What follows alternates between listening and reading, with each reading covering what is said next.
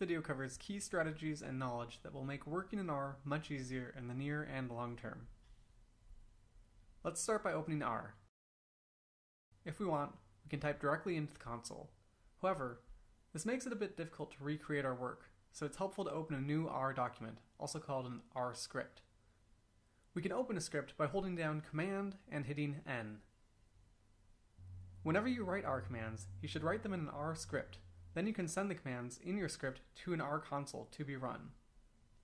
For example, if your cursor is on a line in the R script, you can run that line of code in the console by holding down Command and hitting Return.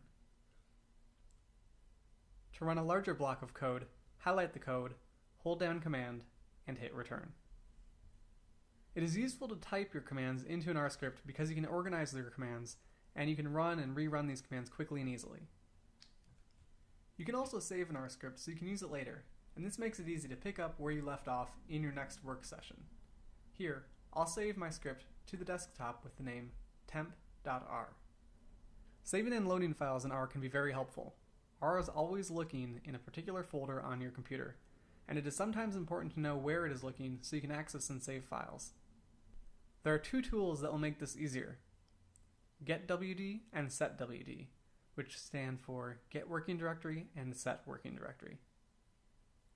The getWD function will tell you which directory R is currently working from. If you'd like to change the directory you're working in, use the setWD function and specify a file path inside the parentheses, where the path is contained in quotation marks.